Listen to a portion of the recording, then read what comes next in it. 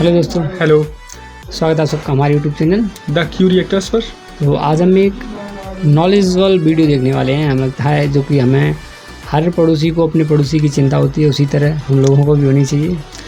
और हमें क्या टेंशन सभी लोगों को रहती है कि अगर पड़ोसी अच्छा है तो देश या फिर हमारा घर भी अच्छा लगता है। अगर मान लो तुम्हारा घर अच्छा है और पड़ोसी का घर झोपड़ी वाला है तो फिर अच्छा नहीं लगता है, बिल्कुल कि वो खुशहाल है या नहीं है। और आज की वीडियो में डिस्कस होगा कि उस देश पर कितना कर्ज है।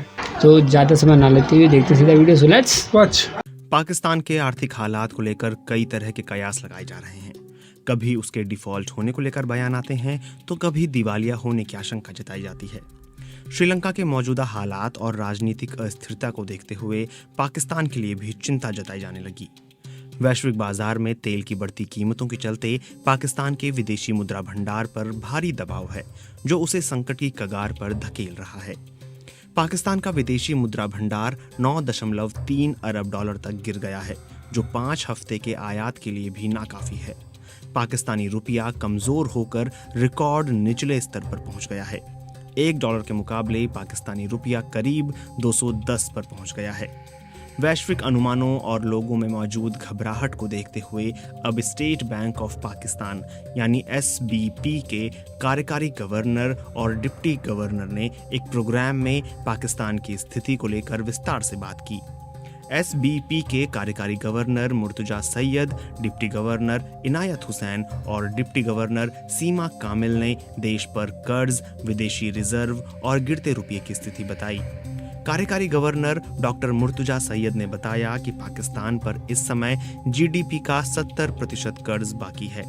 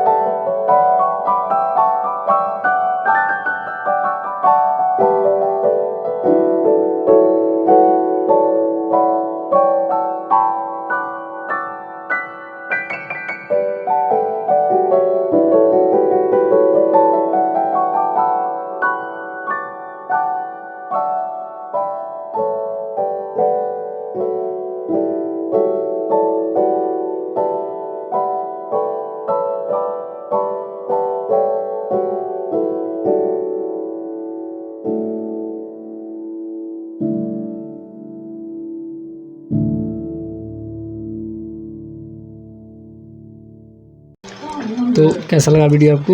वीडियो देख के थोड़ा निराश हूँ मैं, क्योंकि इतने बुरे हालत वहाँ हो चुके हैं। और ये चीज़ हमें नहीं बोलनी चाहिए, क्योंकि जो हमारा रुपया भी है वो लगातार गिर रहा है।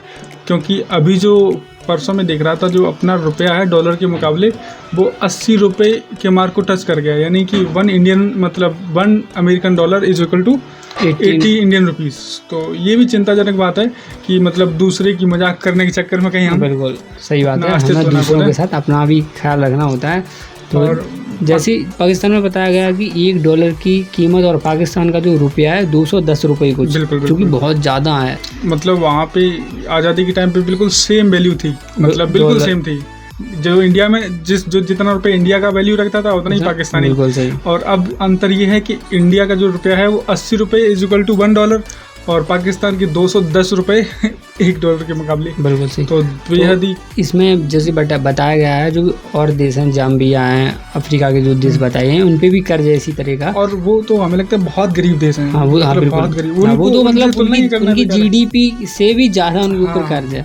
और जो कि पाकिस्तान में ऐसा तो नहीं है, खैर काफ़ी कम बताया है इसमें। तो पाकिस्तान का जो GDP है 2022 का हमें $292 बिलियन $292 है, 292, जिसका बिलियन डॉलर 80% इन पे कर्ज है, जो भी इनका 292 है। 80-70 की कुछ समथिंग हाँ था बिल्कुल, शायद। 80, हाँ तो उतना कर्जा है और वो चुकाना है इन्हें। बिल्कुल सही। तो ये GDP का 70-80% ही बहुत ज़्यादा हो जाता है, बिल्कुल, क्योंकि बताओ जैसे वही है 100 रुपये में 70%, 70, 80%, 80, तो वही 100 में इनके पास 80 रुपये का तो कर्ज है, इनके पास जो शेष अमाउंट है वो 20 है। इसी के हिसाब से आप रेशियो लगा सकते हैं। तो हमें वीडियो से यही मतलब समझ में आया है कि आप अपने खर्चे अपने पड़ोसी को देख के ना करें, जो कि एक वेल मतलब इस्टेब्लिश है, अच्छी तरीक़ा से मतलब संपन्न है। तो उसकी आन बान शान को देखते हुए आप वही कर रहे हैं, कर्जा ले रहे हैं, ये कर रहे हैं वो। अभी IF ने बताया ना कि क्या मतलब स्टाफ लेवल की इनकी वो हो गई है, लेकिन बोर्ड लेवल का समझौता नहीं हो पाया है, क्योंकि उन्होंने कंडीशंस दिए हैं कि आपको ये करना है, वो करना है। तो कुछ कंडीशन इन्होंने करी भी हैं, जैसे कि एक्स्ट्रा टैक्स है और पेट्रोल की प्राइस इंक्रीज और खाने पीने की चीज़ें उनमें भी सुपर टैक्स और लगा, एक्स्ट्रा टैक्स, उसके ऊपर सुपर टैक्स। तो वो जो टैक्स है वो तो बहुत ज़्यादा चल ही रहा है पाकिस्तान में, इसलिए बहुत ज़्यादा महंगाई भी है। और वो कर भी सरकार वहाँ की भलाई के लिए ही कर रही है, क्योंकि अगर वहाँ कर्जा मिलता है तो वो लोग शायद इन प्राइसों को कम कर दें। बिल्कुल। तो बिल्कुल जिस हिसाब से ये ग्रोथ करते जाएंगे उस हिसाब से जो अपनी चीज़ें कंट्रोल में करते जाएंगे। अभी तो हमें लग रहा है जो भी पाकिस्तान सरकार है उनकी आउट ऑफ कंट्रोल है, वहाँ की जो चीज़ें मजबूर हैं वो लोग। बताओ इतना ज़्यादा कर्ज होने के बावजूद और कर्ज ले रहे हैं। तो जो हमारे हिसाब से इस थंबनेल पे जो क्लिक करके आए हैं उन्हें ये जानना है कि मतलब पाकिस्तान पे आखिर में कितना कर्जा है। तो उसका आम भाषा में ये है कि उनके पास लगभग 5000 अरब जो पाकिस्तानी रुपए हैं, 5000 अरब पाकिस्तानी रुपए का कर्जा है, जिसे $210 बिलियन के तुल्य कह सकते हैं। बिल्कुल। तो आप समझ सकते हैं कि उनकी टोटल इकोनॉमी 292 और कर्जा बिल्कुल, कर्जा भी बहुत ज़्यादा है। तो कंडीशन ख़राब होने के 100% चांस रहते, चाहे वो पाकिस्तान या श्रीलंका। जो भी इस कंडीशन में पहुंच जाएगा वो दिवालिया होने की कगार पे पहुंच चुका है लगभग। अगर IMF कर्जा ना दे तो इनके पास जो शेष अमाउंट बचा हुआ है इंपोर्ट और एक्सपोर्ट के लिए वो कुछ हफ्तों का ही बताया गया है, 1-2 हफ्ते का है, 1-2 हफ्ते या 1-2 महीने कह सकते हो आप, 1-2 महीने। अगर ये मतलब बाहर विदेशों से कोई चीज़ ज़रूरी चीज़ है वो लेके खा सकते हैं, अदरवाइज़ इनकी कंडीशन इन्हीं के ऊपर डिपेंड होगी कि ये किस तरह से अपना जीवन सर्वाइव कर पाएंगे इस महंगाई में। और हमें लगता है कि अगर अच्छे प्रयास करेंगे, अच्छी सोच से आगे बढ़ेंगे तो हो सकता है निकल जाएं। लेकिन अगर आपकी सोच अच्छी नहीं होगी, आप सोच पड़ोसी को बुरा दिखाने या फिर पड़ोसी को हर टाइम पे मतलब उल्टा सीधा कहने की सोच रखेंगे। हमेशा यही कहा जाता है कि हमें किसी की बराबरी नहीं करनी चाहिए, हमारे उतने पैर पसारने चाहिए जितना चादर होती है। और ये बात भी सही है। कोई हिंदुस्तान को लेके कुछ भी, स्पेशली हिंदुस्तान को लेके कुछ भी होता तो पाकिस्तान तुरंत कहते हैं हम एटमी पावर हमारे पास परमाणु बम है, ये है। तो इन सब चीज़ों से कुछ नहीं होता सिवाय नुकसान के।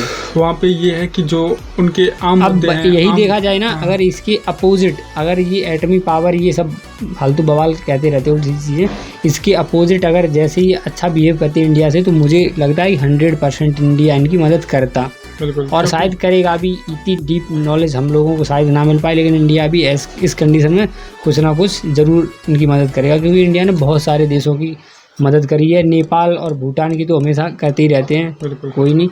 और एक बात और मैं कह रहा था, क्या कह रहा था, उसमें ये है कि जो पाकिस्तान है ना, पाकिस्तान के लोग वहाँ पे आम समस्या के लिए बड़ा जूझ रहे हैं। पेट्रोल, डीजल, दूध, गेहूँ या फिर मेडिकल हो गई वहाँ पे, क्योंकि सारी चीज़ ये मेडिकल जो दवाइयाँ हैं वो सारी इंडिया से जाती हैं ज़्यादातर।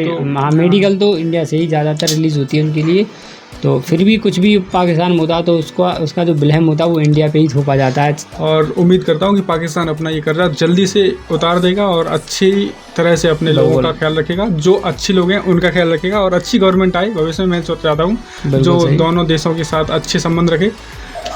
चलिए, तो अगर आपको इस वीडियो को देखने के बाद जो भी जानकारी मिली हो या आप कुछ भी इस वीडियो में मिस कर रहे हो, आपको समझ ना आ रहा हो, तो आप हमें पर्सनली कमेंट कर सकते हैं।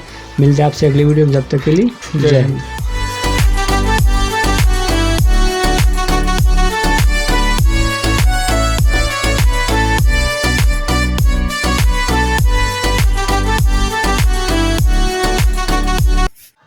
जो मतलब जो कैसे घोषित हुई होगा क्या बोल दिवालिया घोषित हुई होगा कौन पाकिस्तान दिवालिया घोषित नहीं हुआ। मतलब ऐसा हुआ है कि अब पाकिस्तान के पास मात्र 5-6 हफ्ता कुछ पैसा बचा है, जो 5-6 हफ्ता ही भी खा सके हम कोई सामान चाय वगैरह विदेश से ब्लैक। हाँ, तो मतलब बिजा कह रहे कि मतलब जितनी जैसे मान लो तुम्हारे पास पूरे 100 रुपये हुए हैं, 100 रुपये में 70 कर्जा वाले हुए हैं, तो भाई है मतलब उनके पास मतलब GDP को 70% कर्जा हो चुका है।